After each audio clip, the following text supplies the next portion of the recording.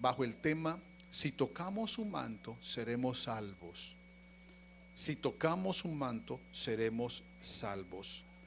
La base bíblica está ahí en Marcos capítulo 6, versos 55 y 56. Y dice todos: y recorriendo toda la tierra de alrededor, comenzaron a traer de todas partes enfermos en lechos a donde oían que estaba. Y donde quiera que entraba, en aldeas, ciudades o campos, ponían en las calles a los que estaban enfermos y le rogaban que les dejase tocar siquiera el borde de su manto, y todos los que le tocaban quedaban sanos. Amén. Siéntese por favor y prepárese para oír. Amén, gloria al Señor. Lo dije hace un momento, hermanos. Nosotros estamos bajo un propósito divino. Tu vida que está aquí está bajo un propósito. Dios tiene un plan con nosotros. Dios tiene un plan con tu vida, y ese plan Él lo quiere cumplir. Ahora, los que no vinieron, entonces, ¿qué están haciendo? Están deteniendo el plan de Dios. Están perdiéndose la oportunidad de que Dios trabaje en ellos. Están perdiéndose la oportunidad de que Dios los perfeccione y lleguen al punto donde Dios nos quiere llevar. La Biblia nos establece que Dios tiene pensamientos buenos hacia nosotros. Tiene buenos planes el Señor. Alguien alégrese por eso. Que Dios piense bien de nosotros, que Él quiera el bien de nosotros, eso está claro. Estos son los pensamientos que tengo de vosotros, pensamientos de bien y no de mal, para daros el fin. Claro, todos esperamos un buen fin estando en la presencia del Señor. El que no está en la presencia del Señor, olvídese de que no va a tener un buen fin. Pero el que está en la presencia del Señor sí va a tener un buen fin. Pero hay que entonces ponernos bajo el propósito de Dios. ¿Cuál es el propósito de Dios? El propósito de Dios está establecido de la siguiente manera. Así como yo lo voy a definir, así está definido en nosotros. Por eso debemos poner de nuestra parte. Nosotros ponemos nuestra parte, Dios pondrá su parte. Si yo pongo mi parte, Dios pondrá la mejor parte. Por eso es que tú te arrepientes, tú te bautizas y Él te llena con el Espíritu Santo. Es decir, tú pones tu parte y Dios pondrá su parte. Y ahí es que nosotros podremos entonces ser los creyentes, ser los cristianos que el Señor espera que seamos en esta ciudad de Nueva York, donde no es fácil ser cristianos. Hermano, aquí hay verdaderos valientes esta mañana. Aquí hay verdaderos hombres y mujeres que estamos peleando contra el viento, contra la corriente de este mundo, contra todo lo que se nos levanta en esta ciudad. Hermano, nosotros estamos contra todo eso, pero nosotros sabemos lo que dice la Escritura: mayor es el que está en nosotros que el que está en el mundo. Amén. Y si Dios es por nosotros, ¿quién contra nosotros? ¿Verdad? Entonces tenemos la victoria. Estamos con el poderoso en batalla. Con el poderoso en batalla, con el que no ha perdido ninguna guerra, todas las ha ganado. Estamos con el campeón del Gólgota. Amén.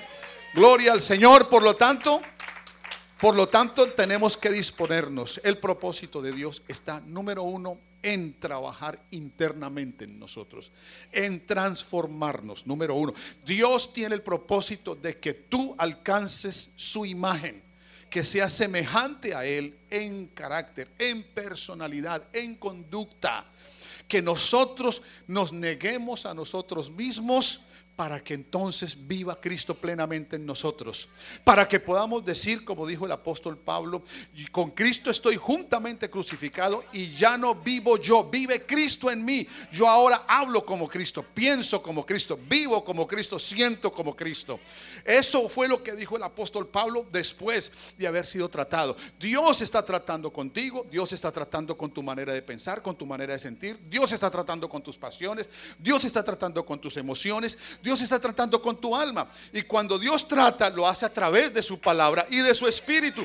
Por eso les dije en este día: cuando Dios le hable, dé un paso de fe y dígale: Señor, aquí estoy. No quiero resistirme a lo que tú vas a hacer. No quiero resistirme a lo que tú vas a hacer con mi vida, porque Él quiere llevarte a una calidad de vida, tanto emocional, personal, hermano, dentro de ti. Nosotros todos somos seres imperfectos. Hermano, tenemos un alma que está allí, hermano, enajenada de los valores divinos. Es decir, que está contaminada por el pecado, por las cosas de este mundo, por la corriente de este mundo. Pero Dios trata con nosotros.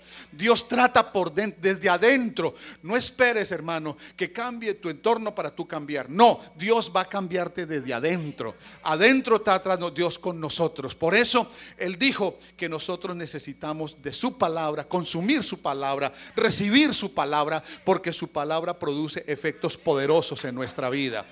Y cambiamos, es decir, traemos una nueva personalidad, nos parecemos a Él. Amén. Eso es lo que Él quiere, que nosotros seamos hijos de Dios bajo un ADN espiritual, su espíritu en nosotros, lo cual produce, hermanos, ¿qué produce? Produce una manera. Mire, yo recuerdo hace unos años que aquí llegó un hermano que trajo sus niños pequeños aquí. Y sus niños pequeños nacieron aquí en los Estados Unidos. Pero el niño ya tenía como 6 añitos. Él hablaba igual que su papá, y el papá era dominicano, ¿no? Entonces él no me decía pastor, sino pastoy, ¿no? Y el niño había nacido aquí, así que me hablaba igual que su papá, porque vivía ahí con su papá. Sí, cada vez se parecía, hablaba igual que su papá y su mamá. Eso es lo que el Señor quiere estando nosotros en Él, que nosotros hablemos como Él, pensemos como Él, sintamos como Él, vivamos como Él y no tengamos lo que éramos antes. Entonces Dios ejecuta cambios en nosotros internos, en nuestra manera de pensar. Por eso el Señor dice claramente, hermanos, transformaos por medio de la renovación de vuestro entendimiento. Lo que tú piensas, lo que tú crees, las tradiciones que tú tienes, esas son cosas que deben cambiar, deben salir para que se establezca su palabra en cada uno de nosotros. Por eso, hermanos, lo segundo que quiere hacer el Señor es darte una calidad de vida familiar. Es decir, que tengas buenas relaciones con tus congéneres, con los que están cerca de ti. Porque, hermano, mire, lo que pasa con la gente es que como hay egoísmo, como hay egocentrismo, como hay tanta orgullo, como hay tantas cosas en nosotros, entonces no tenemos una buena relación. Hay quienes tienen perdida su relación con su cónyuge, con sus hermanos, con sus padres, con sus familiares. ¿Por qué? Porque existe eso. Pero Dios, a través de esto, a través de su tratar con nosotros en nuestro corazón, lo que hace es que nos permita tener unas buenas interrelaciones entre uno y los otros, que se recuperen. ¿Se acuerdan el problema que tenía Jacob con Esaú? Bueno, a través de una experiencia con Dios, justamente Dios logró que ellos se pusieran en paz y terminaran sus días en paz. Eso es lo que el Señor quiere, es que establezcamos en nosotros buenas relaciones entre nuestros congéneres, los que estamos acá. Eso es lo segundo que el Señor quiere hacer. Y lo tercero es que el Señor quiere darte también bendición material. Materialmente, todos necesitamos lo material. Necesitamos ser prosperados económicamente, y eso también está en el plan de Dios. El plan económico de Dios es entenderlo a Él, es meternos en su programa para que Él nos dé esa calidad de vida. Porque si tú tienes emocionalmente y físicamente bien, y si tienes una buena relación con tus congéneres, Dios te va a bendecir también económicamente. Sí, todo eso está el Dios preparándonos para nosotros. Es el plan de Dios, el propósito de Dios, y Él quiere que entonces, cuando nosotros no nos ponemos en su programa, porque es que no vamos a cambiar a nuestra manera. Yo no voy a cambiar esa persona que tengo a mi lado. No puedo cambiarla, quisiera cambiarla, pero no puedo. ¿Por qué? Porque el único que lo hace es el Señor. Ahora, Dios sí quiere cambiarme a mí, y quiere cambiarme a mí, y está tratando conmigo y lo va a hacer. Pero nosotros necesitamos meternos en ese propósito, y si no nos metemos, entonces vamos a tener problemas. Y por eso es que hay algunos que tienen su carita triste hoy, ¿verdad? Que están así languidecientes, que difícilmente sacan una sonrisa.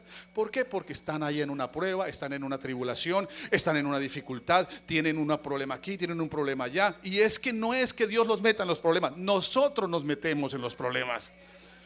¿Sí o no? Porque Él ha sido fiel.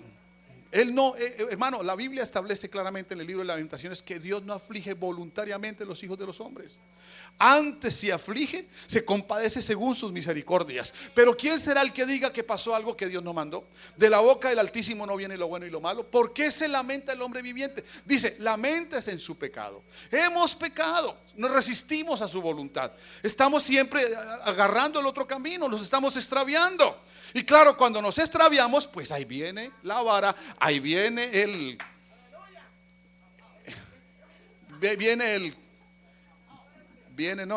aparato que está en el Salmo 24, viene el callado. Por eso dice el salmista, dice el salmista allí en el Salmo 23, perdón, dice, tu vara y tu callado me infundirán aliento.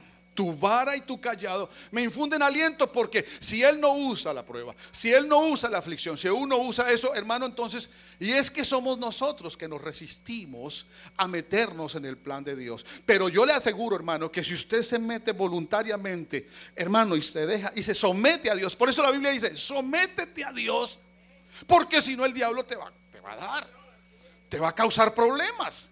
Sí, que el autor de nuestros problemas, de nuestros dolores, de todo lo que nos ocurra malo, claro, es el diablo que está ahí, justamente para los que se salen de la voluntad de Dios, para los que no se someten a la voluntad de Dios. Pero nosotros, hermanos, si nos metemos en su voluntad, hermano, nos va a quedar fácil. Por eso, óigame bien, no se salga de su cobertura. ¿Me están escuchando? Póngase bajo su voluntad. Óigame bien, póngase bajo su voluntad y usted va a estar bien. Va a estar bien porque Dios está trabajando en su propósito con cada uno de nosotros. Ahora, voy a decirles algo aquí para comenzar a hablar en esta mañana, que nuestra relación con el Señor ha de ser una relación, por eso, una relación personal y una relación íntima. Óigame eso, hermano. Dios va a meterse en lo más íntimo de lo tuyo. Mire, a nosotros nos produce muchas veces, nos produce malestar cuando alguien se mete en nuestros problemas, cuando alguien se mete con tu vida o con mi vida, ¿verdad? No nos gusta eso. Pero déjeme decirle que Dios sí se mete hasta en lo más íntimo tuyo, y Él lo quiere hacer, y no para juzgarte, no para dominarte, no para hacerte sentir mal, sino para ayudarte. Nos conviene eso. Sí, oígame bien, hermano, usted no puede instalarse como estuvimos instalados en una religión, ¿verdad? Que lo que hacíamos era cumplir ciertos ritos, cumplir cierta liturgia, y vámonos para la casa y sigamos haciendo lo mismo. Y de Dios nos acordábamos cuando teníamos el agua en el cuello, ¿cierto? Ahí sí, venga Dios mío, pero y eso, no, ahora no. Ahora el Señor quiere algo personal, algo íntimo. Diga conmigo, íntimo. Se va a meter en todo lo que es tu vida, adentro de ti. Por eso, hermanos, hay dos tipos de creyentes: los que le siguen de lejos y los que le siguen de cerca. Entonces, ese es el mensaje de hoy. ¿Qué tan cerca estoy yo siguiendo al Señor? ¿Qué tan cerca? Es más, la Biblia dice, si alguno está en Cristo, ¿estoy metido en Él o estoy fuera de Él? Porque puedo tomar el cristianismo, lo han tomado algunos de lejos. No se comprometen, no toman la responsabilidad, no asumen lo que el Dios quiere con nosotros. Esto es algo tan íntimo que David dijo, ¿a dónde huiré de su presencia?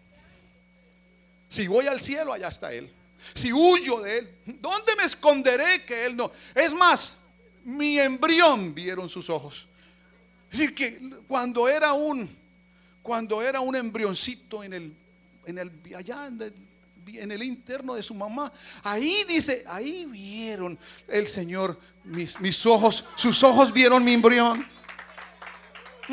Hasta ahí se metió el Señor. Y por allá Job dijo, no hay pensamiento que se esconda de Él. David dijo en el Salmo 139, no está la palabra en mi boca, y Él ya la sabe toda. Es decir, Él sabe lo que siento, Él sabe lo que pienso, Él sabe la intención de mi corazón. Y por lo tanto, Y por lo tanto, como nos conoce tan perfectamente, entonces esta mañana Él dice: hay quienes viven, caminan conmigo de lejos, y hay otros que necesito que estén cerca. Yo no quiero a nadie lejos, Él nos quiere cerca. Los que le siguen de lejos no llegarán muy lejos con Él y tendrán ciertas circunstancias.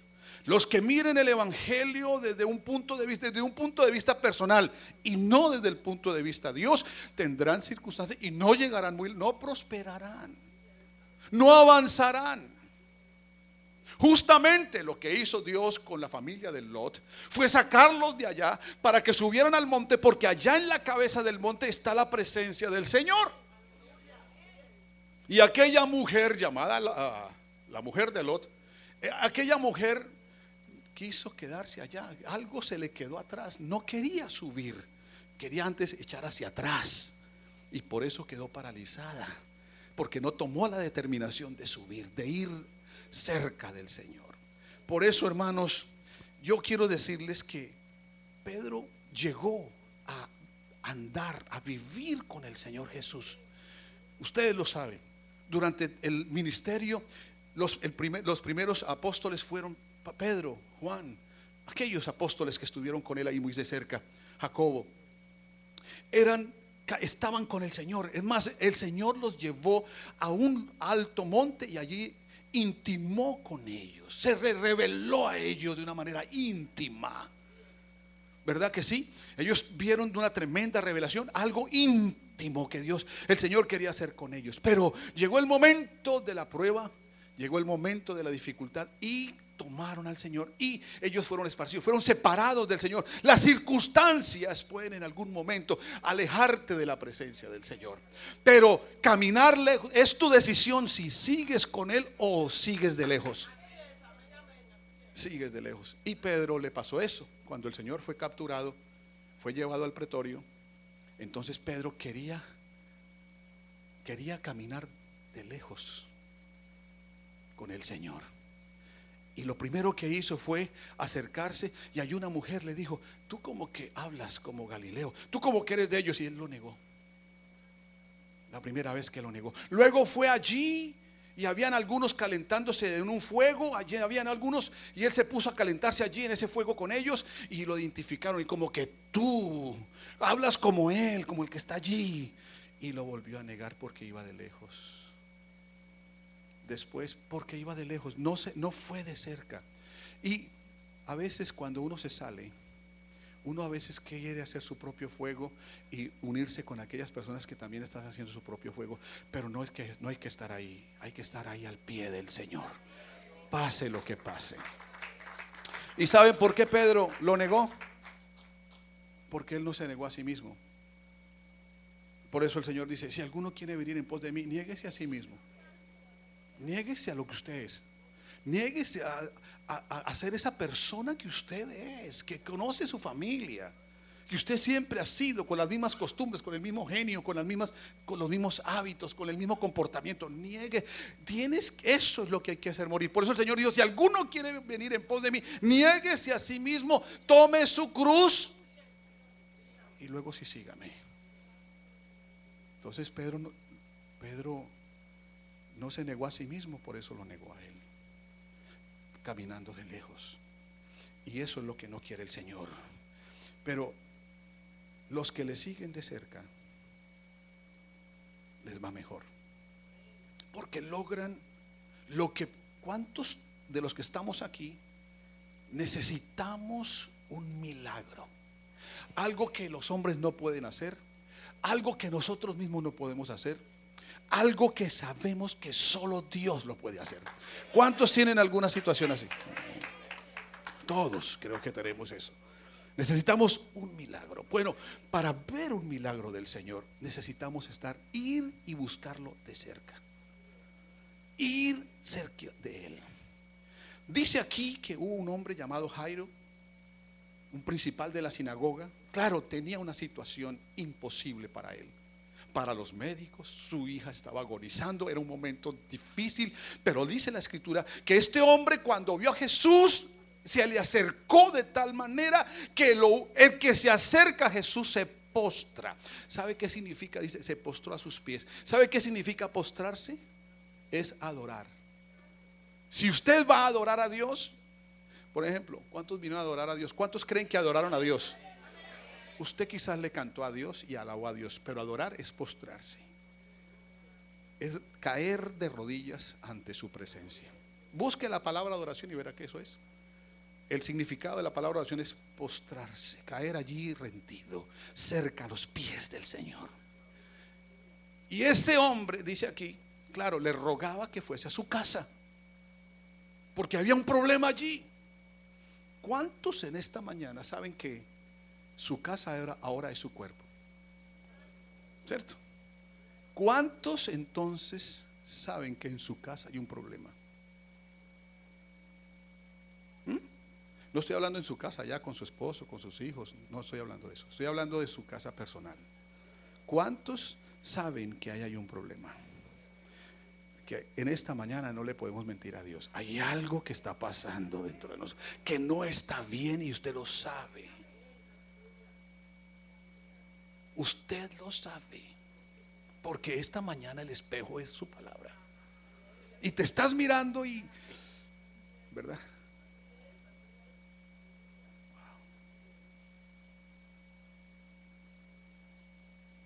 ¿Cuántos han amanecido con los ojos rojos? Y usted se mira al espejo y dice, tengo los ojos rojos, tengo un problema. Se miró en el espejo, tiene los ojos rojos. ¿Qué hace? Voy a echarme gotas para que no digan que fumé marihuana, ¿no?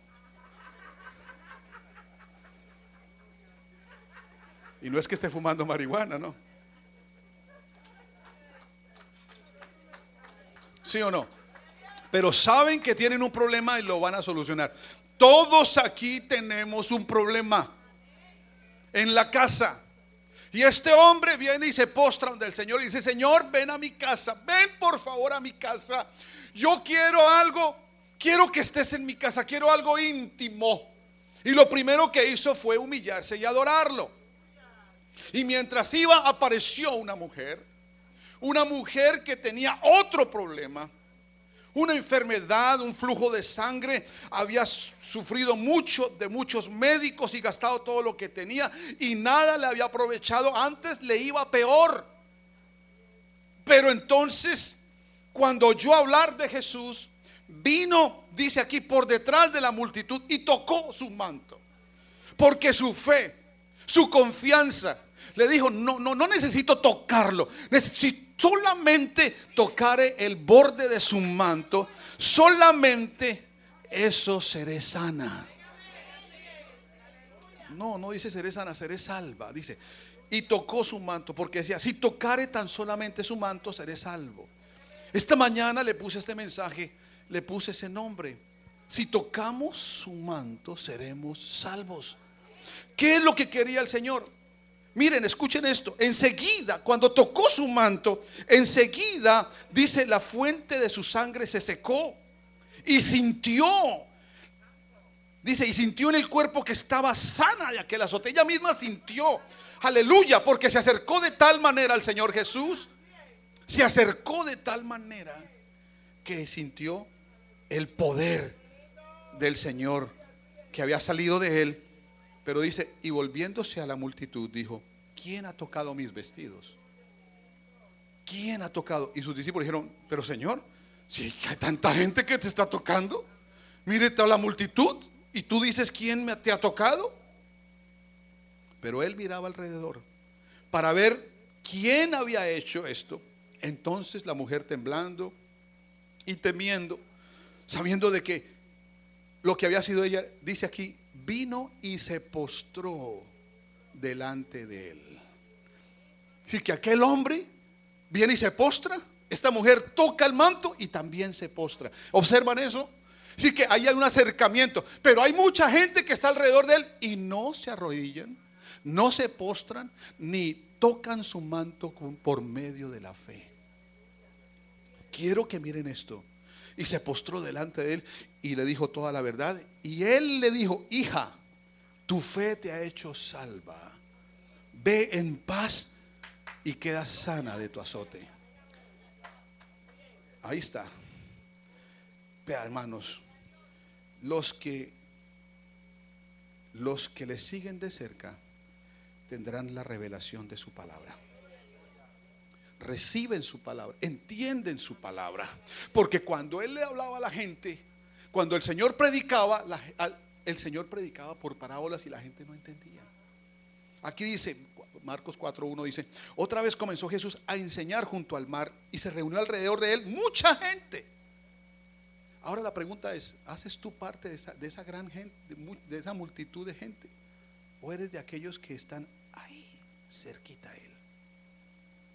Bueno, dice aquí que entrando en la barca se sentó en ella en el mar y toda la gente estaba en tierra junto al mar y les enseñaba por parábolas.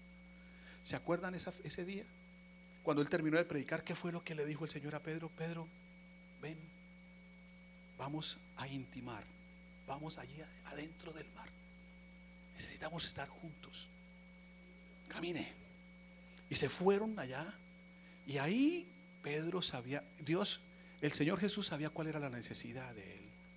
Y le dijo: echa la red. Porque toda la noche había estado pescando y no sacó ni un pez de ese mar.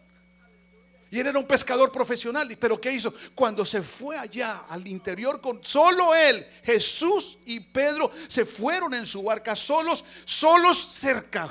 Pedro bien cerca del Señor. Y el Señor le dijo: Pedro, yo estoy ahora en tu barca, estoy en tu vida ahora, y ahora voy a cumplir tu necesidad. Echa la red. Y dice que la red se llenó inmediatamente de tantos peces que la barca se hundía, que tuvo que llamar a los demás para que vinieran y le ayudaran, porque era mucha la cantidad de peces. Pero él había estado toda la noche allá buscando, pescando, y no había sacado ni un solo pez. Y en un momentico, por la palabra de Jesús, se llena de bendición esa barca. Amén. Pero aquí, mientras que él predicaba, antes de eso está esta palabra, y dice: y toda la gente estaba alrededor escuchando, y les enseñaba por parábolas muchas cosas. Y les decía en su doctrina: el sembrador salió a sembrar. Comenzó a hablarles sobre la parábola del sembrador. Algunos ya la conocen. Entonces dice aquí, dice aquí, y les dijo: el que tiene oídos para oír, oiga. Cuando estuvo solo, los que estaban cerca de él, estoy leyendo el verso 9 de capítulo 4 de Marcos,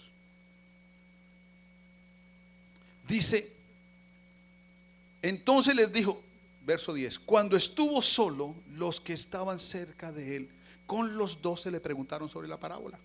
Y les dijo: a vosotros que estáis cerca de mí, os es dado saber el misterio del reino de Dios, mas a los que están fuera, por parábolas todas las cosas, para que viendo vean y no perciban, y oyendo oigan y no entiendan, para que no se conviertan y les sean perdonados los pecados. Y les dijo: ¿no sabéis esta parábola? ¿Cómo pues entenderéis todas las parábolas? Pero si estamos cerca de él, vamos a entender todo lo que él nos está hablando. Los misterios del reino, su palabra en revelación para nosotros. Eso es algo maravilloso. Por eso la invitación del Señor hoy es que tú trates de acercarte a Él, porque no solamente Él tiene toda la intención de estar íntimamente contigo en lo íntimo, sino también en darte una gran bendición para tu vida, como lo logró Jairo, como lo logró la mujer del flujo, como lo logró Pedro cuando fue a intimar con Él. Y no solamente eso, mucho más. Y de lo que te estás perdiendo si no vives y no andas cerca del Señor Jesús. Por eso, mire lo que dice la Escritura. Primera de Pedro capítulo 2 verso 1 dice: desechando pues toda malicia, todo engaño, hipocresía, envidias y todas las distracciones, deseen como niños recién nacidos la leche espiritual no adulterada, para que por ella crezcáis para salvación, si es que habéis gustado la benignidad del Señor. Verso 4: acercaos a Él, acercándoos a Él, piedra viva, desechada ciertamente por los hombres, mas para Dios escogida y preciosa. Vosotros también, como piedras vivas, sed edificados como casa espiritual y sacerdocio santo, para ofrecer sacrificios espirituales, para estar aquí cantando y alabando, para que Él reciba nuestra alabanza, para que Él reciba nuestra adoración, nuestra exaltación, para ofrecer sacrificios espirituales aceptables a Dios por medio de Jesucristo. Entonces Él dice: acérquense a mí, porque yo los quiero hacer sacerdotes santos, para que me ofrezcan sacrificios. ¿Qué es sacrificio? Que tú entraste por esas puertas y trajiste una alabanza para tu Señor, trajiste un aplauso para tu Señor, trajiste una adoración para tu Señor. Amén. ¿Por qué? Porque Él espera eso. Él espera eso. Entonces, ¿cuál es la invitación? La única invitación ahí son dos aquí en este pasaje que leímos. Deseen como niños recién nacidos la palabra. Deseenla. ¿Y cuál es la otra? Acercaos a Dios. Acérquense más a mí. Santiago 4:8. Acercaos a Dios y Él se acercará a vosotros. Entonces, ¿qué dice? Pecadores. Y no hay uno solo aquí que no sea pecador. Aquí todos somos pecadores. Y el que diga: no, yo no, pues está haciendo a Dios mentiroso, y su palabra no es la verdad, la suya, porque la de Él sí. Por eso Él dice: acerquémonos, acercaos a Dios y Él se acercará a vosotros. Pecadores, limpiad las manos, y vosotros los de doble ánimo, purificad vuestros corazones. ¿Qué quiere decir esto, hermanos? Que pecadores limpien sus manos. Limpien sus manos. Vosotros los de doble ánimo, los que un día somos y al otro día no somos, los que estamos aquí consagrados, hablamos muy bonito y al otro día hablamos muy mal. Doble ánimo. Purificad vuestros corazones. La única manera de que Dios purifique nuestros corazones es cuando nos acercamos a Él en intimidad. Tercera cita, Hebreos 4:16. Acerquémonos pues confiadamente al trono de la gracia. Ese es el trono vigente de Dios aquí en la tierra ahora. Cuando termine este tiempo de la gracia, ya se establecerá otro trono, y es el trono blanco para juicio. Ahí no hay nada de gracia. Por eso dice: acerquémonos pues confiadamente al trono de la gracia. ¿Qué es gracia? Favor inmerecido, algo que tú no mereces.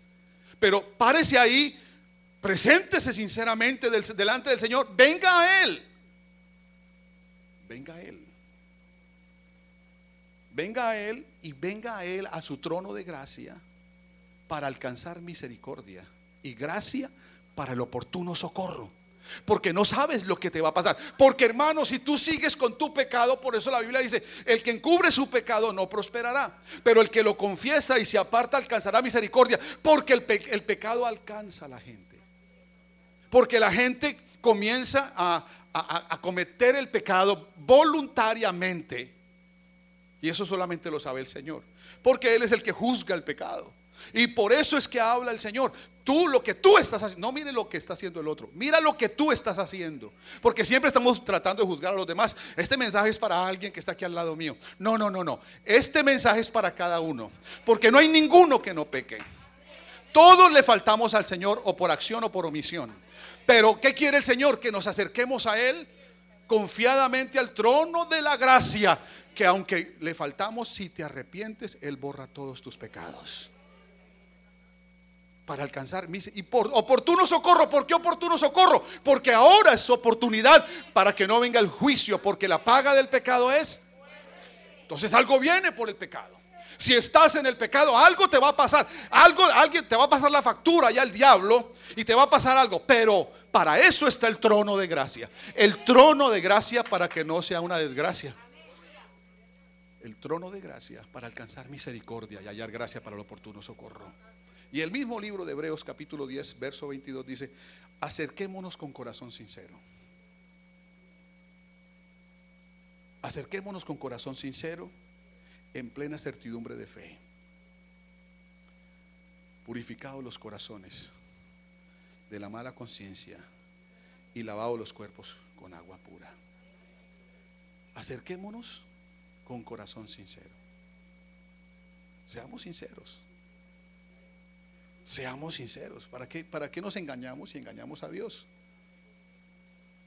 ¿Para qué? Purifiquemos los corazones de la mala conciencia, que creemos que estamos bien, pero es una mala conciencia. No. Lavado los cuerpos con agua pura. Aquí lo que está haciendo el Señor con esta palabra es lavándonos. ¿Por qué tenemos que lavarnos aquí? Porque el Señor, tenemos que estar en la ciudad de Nueva York, vivir en la ciudad de Nueva York, donde todo lo que allá afuera está sucio, está corrupto, está corrompido. Entonces el Señor nos trae aquí para lavarnos, limpiarnos. ¿Para que qué? Para que estemos preparados para el día en que el Señor venga. Si nos acercamos, recuerda, hermano, vamos a ser recompensados y vamos a vivir según su justicia. Eso es lo que quiero que entendamos hoy. Hay tres cosas en el Señor Jesús que se identifican con su santidad, su divinidad y su poder. Tres cosas importantísimas. Entonces, hay algo que hay que mirar.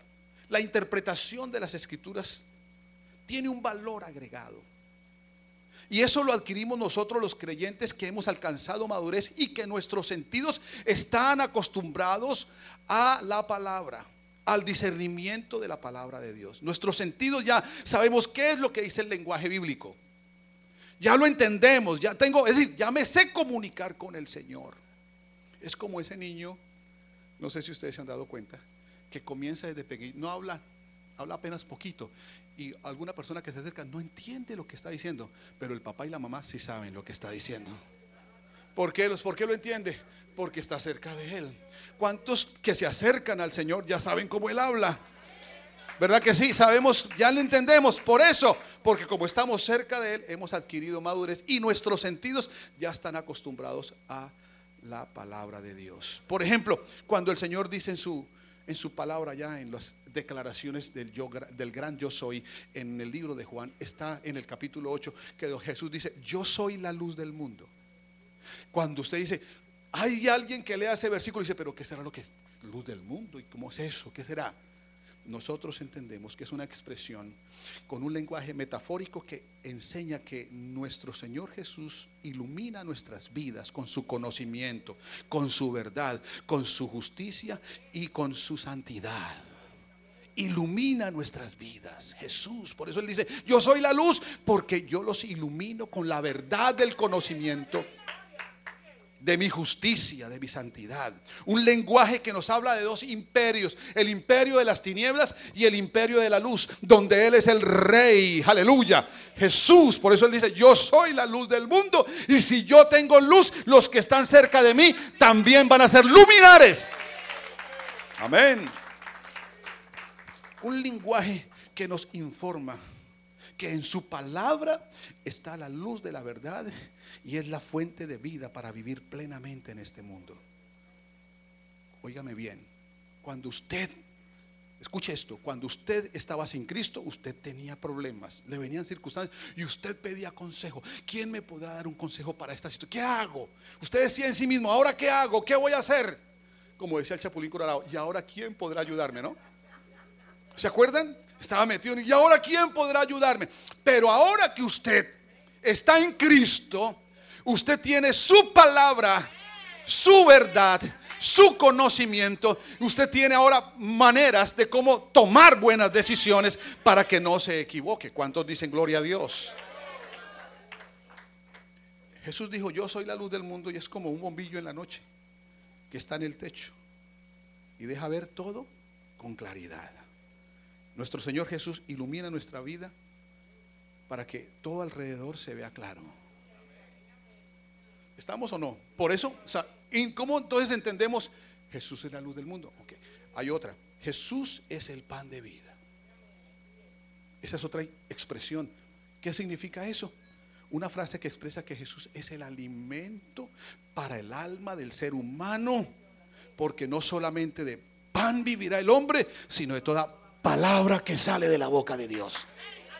Entonces tengo un cuerpo que debe ser alimentado y la Biblia puso ahí pan, ¿verdad? Pan físico, pan de harina. Pero tengo también un alma dentro de mí que tiene que ser alimentada, y el alimento me lo da su palabra. Y Él es el pan de vida. Jesús alimenta mi alma. Jesús alimenta. Cuando yo consumo de su palabra, estoy consumiendo a Jesús. Y mi alma se va fortaleciendo. ¿Cuántos dicen amén? Él también dijo: yo soy la vid verdadera.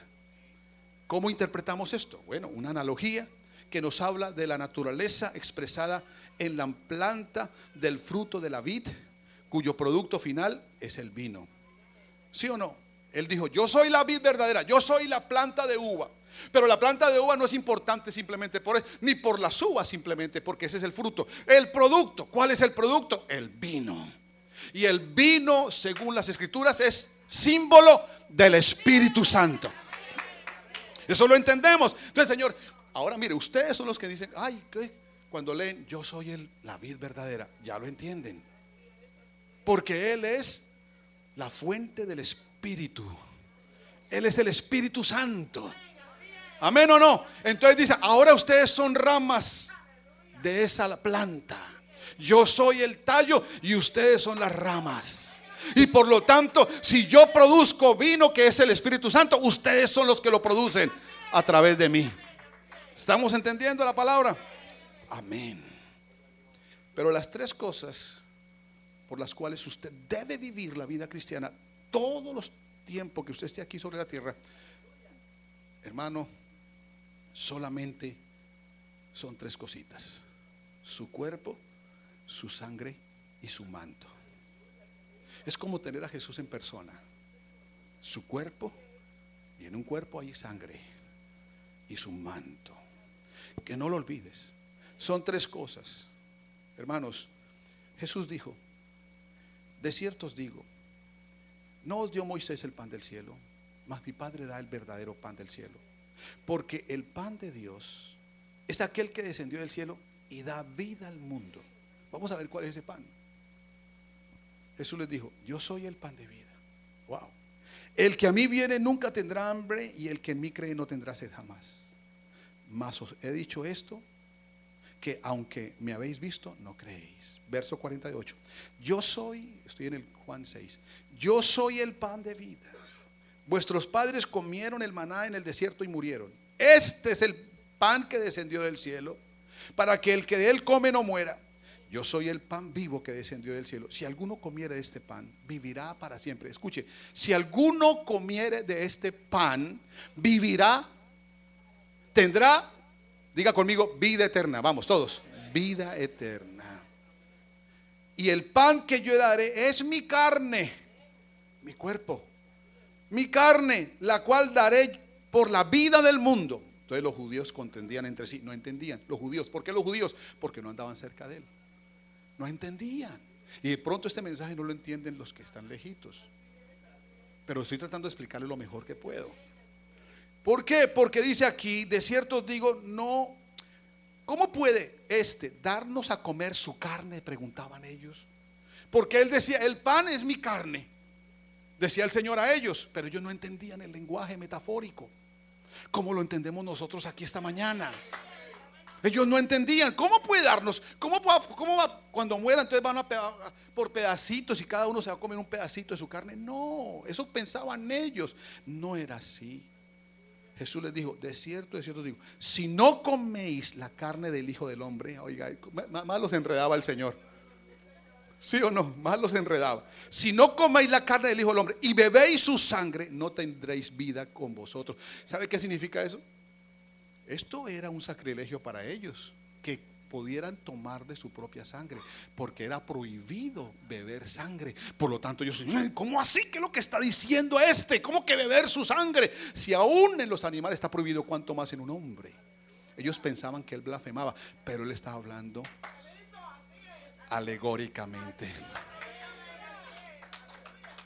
Esta iglesia entiende que su carne es su cuerpo, es su palabra, y que su sangre es su espíritu. Aquí dice: El que come mi carne y bebe mi sangre tiene vida eterna. Y yo le resucitaré en el día postrero, porque mi carne es verdadera comida. ¿Qué es lo que estás comiendo hoy? La palabra. Y esa palabra es verdadera comida y mi sangre es verdadera bebida. Así es que tú no te puedes conformar solamente con la palabra. Tienes que ser lleno del Espíritu Santo. A eso es lo que me refiero. Tienes que ser lleno. Nosotros estamos viviendo en un cristianismo donde la gente solamente se conforma con la palabra. ¿Y dónde está el Espíritu Santo? Estás bebiendo del Espíritu. Tu vida está llena del Espíritu Santo.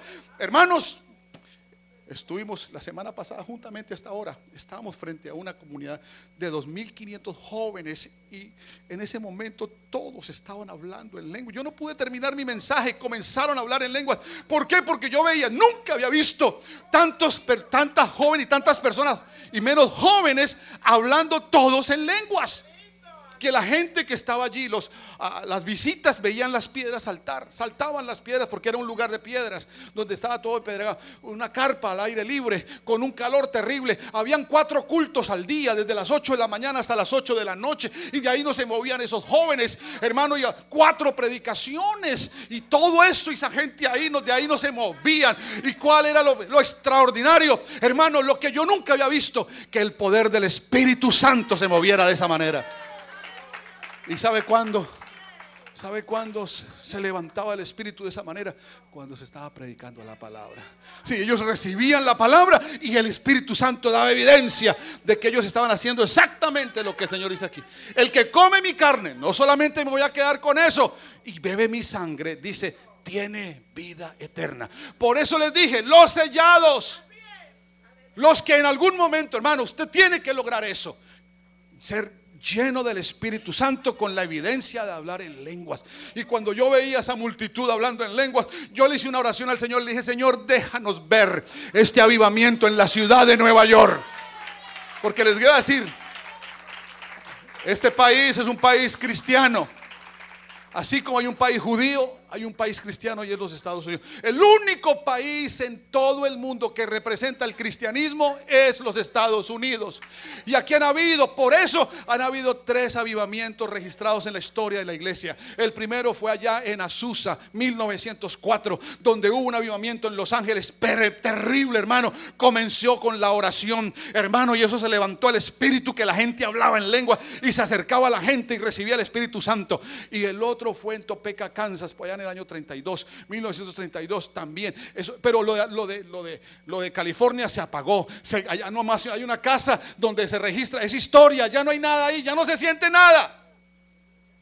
Y en Topeka, Kansas también en el año 32 hubo un tremendo avivamiento y no hay nada. En el año 70, 80, 90 hubo un avivamiento allí en Pensacola. Eso se acabó también. Eso solamente dice, aquí hubo un avivamiento y se fue. Pero cuando yo vi a esos jóvenes allí, yo les dije, no pierdan eso.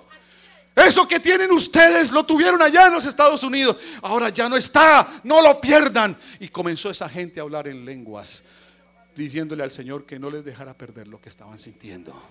Porque para estar todo el día ahí, hermanos, parados, con ese calor, ¿usted se aguantaría 4 cultos? ¿Va a venir esta tarde al culto? No.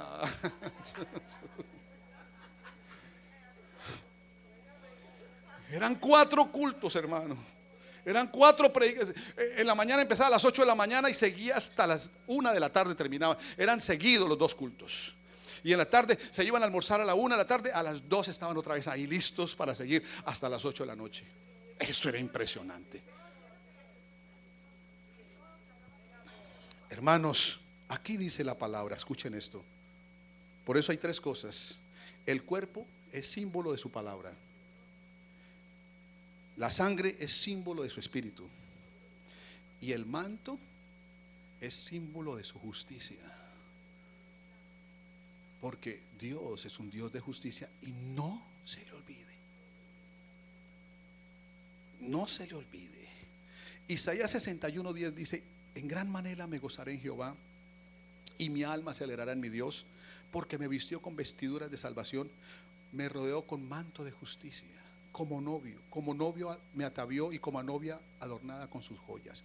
Porque como la tierra, escuche, como la tierra produce su renuevo y como el huerto hace brotar su semilla, que es lo natural que sale allá, lo que comemos, las plantas, de lo que sale de ellas, así Jehová el Señor hará brotar justicia y alabanza. Así que Él quiere, mire hermano, cuando usted entra por esas puertas, lo que ocurre en esas puertas hacia acá es muy diferente a lo que ocurre afuera. Por eso aproveche la oportunidad, porque aquí está su palabra, aquí está su espíritu y aquí está su justicia. Cuando entre por esas puertas acá, usted acuérdese que aquí está la justicia de Dios y está para ponerte en balanza, para que tú en balanza tengas justicia delante de Él. Si hay algo injusto en ti, el Señor te va a tratar para que tú tengas justicia delante de Él y para que haya alabanza. Eso está diciendo aquí. Él nos rodeó con manto de justicia. ¿Para qué? Para hacer brotar justicia y alabanza delante de todas las naciones. Es decir, manto, su manto. Su manto. Déjeme concluir con esto, ya voy a terminar. Ustedes saben que uno de los mayores profetas, o el mayor de los profetas en el Antiguo Testamento, fue Elías, ¿verdad? Pero Elías y Eliseo tuvieron algo en común. ¿Y sabe qué fue? El manto, el espíritu y el manto. Entonces llega el momento en que Elías ha terminado por él mismo su ministerio. Como quien dice, me voy a dar en retiro, dijo Elías.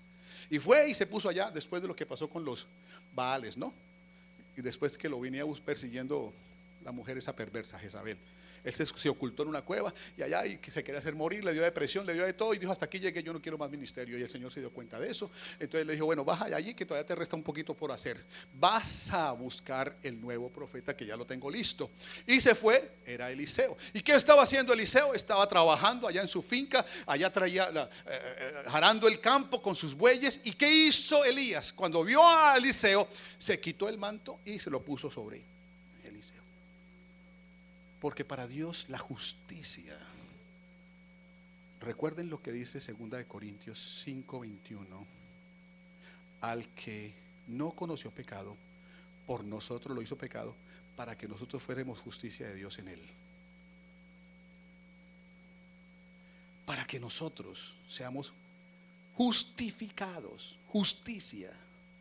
Entonces le pone el manto a ¿quién? A Eliseo. Y Eliseo entonces, Eliseo comienza desde ese momento, recibe la investidura, recibe la justificación de Dios para que comience el ministerio profético en Israel. Porque ya Elías se va a ir. Pero el manto se lo pone encima y luego lo agarra otra vez Elías y se lo pone otra vez porque sigue siendo el profeta. Hasta el día en que comienza entonces a llevarlo.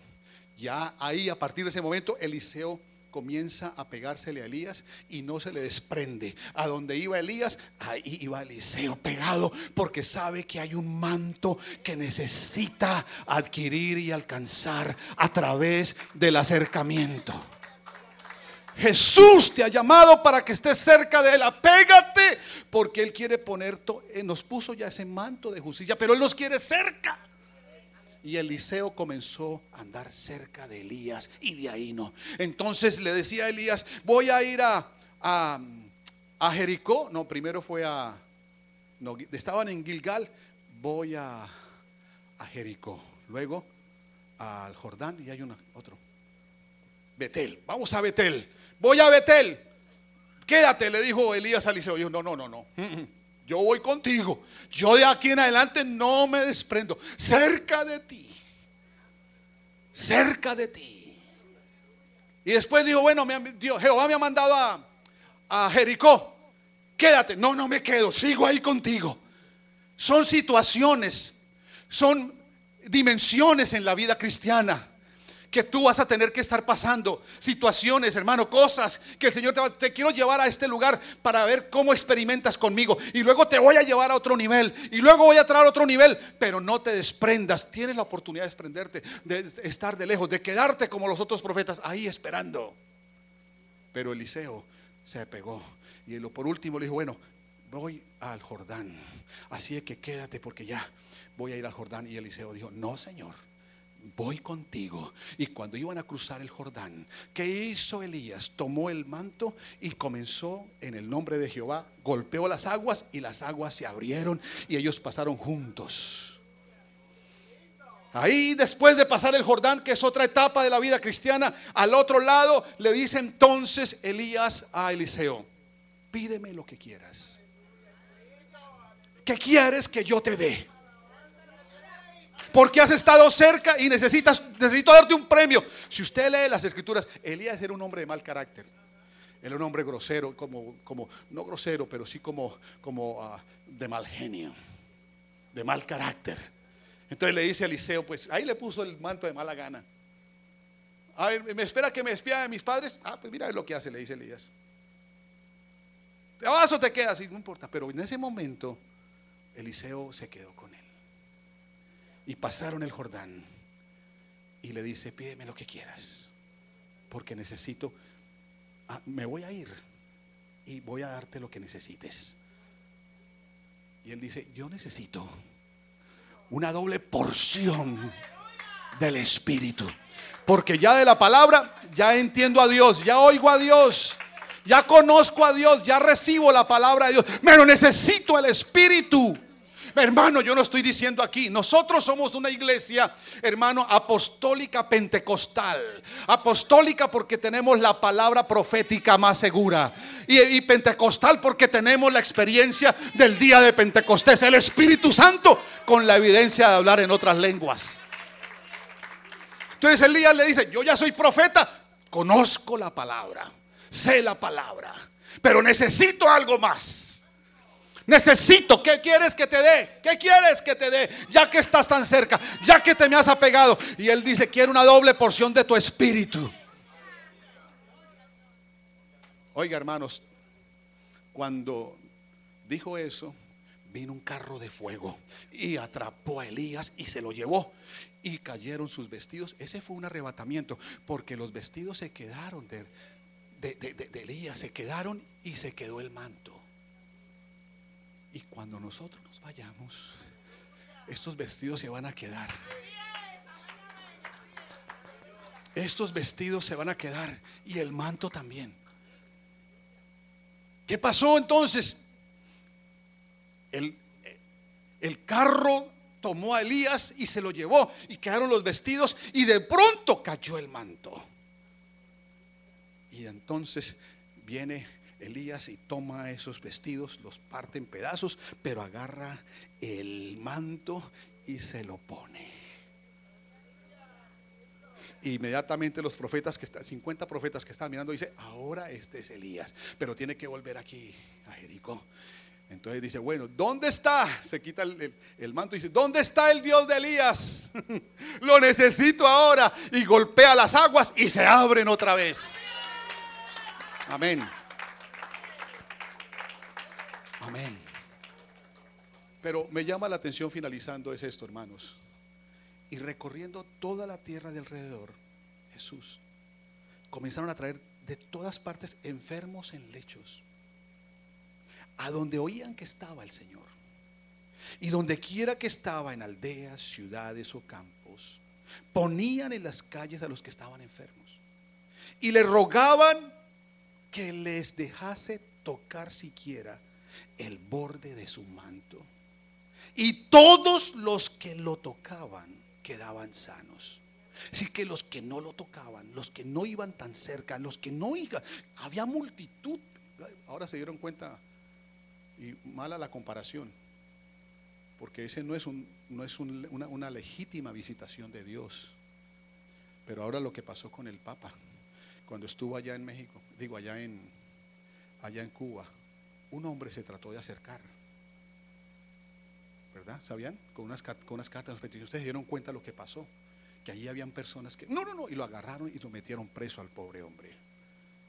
Pero si hubiese sido Jesús, Él lo recibe y hasta lo deja que lo toque.